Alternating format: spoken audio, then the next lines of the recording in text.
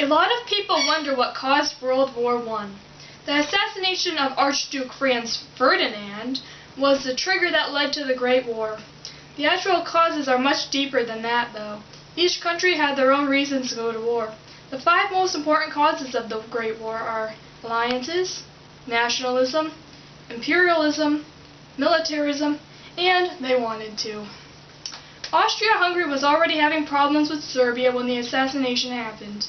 Austria-Hungary expected the war with Serbia, but in case of war with Russia, they checked with Germany beforehand to see if Germany would support them.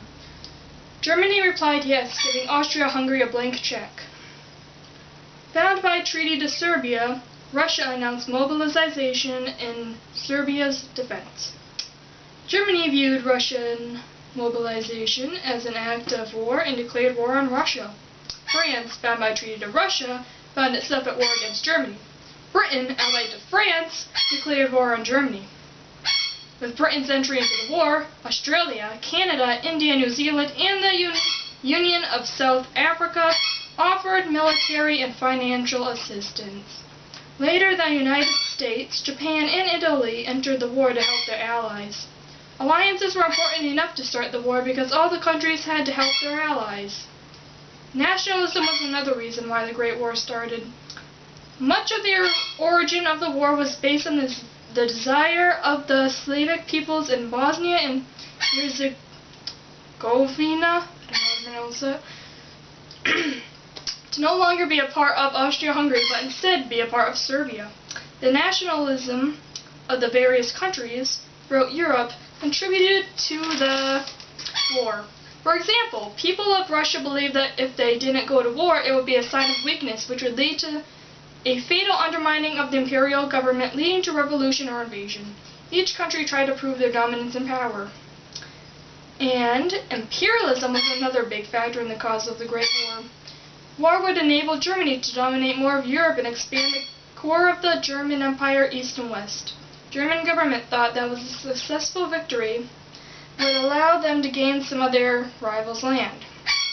France wanted to gain back the rich industrial land of Alsace and Lorraine, which Germany had won off them.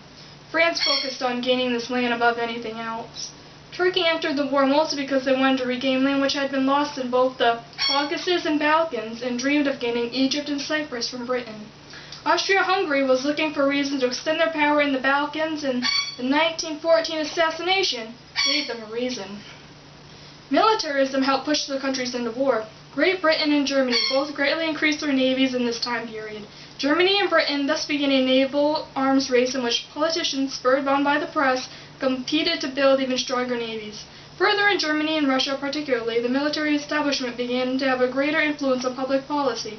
They all wanted to try out their weapons. The final reason for the Great War is simply because the countries wanted to go to war. The Russian government saw war with Austria-Hungary as an opportunity to restore social order.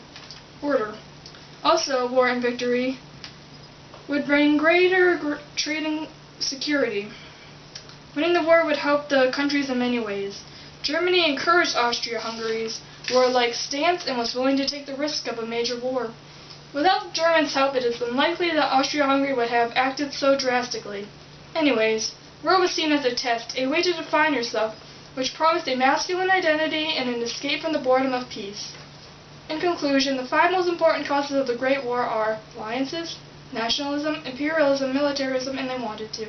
These causes were important enough to start the war because of how much the countries thought they would benefit from it. That is my view on why World War I started.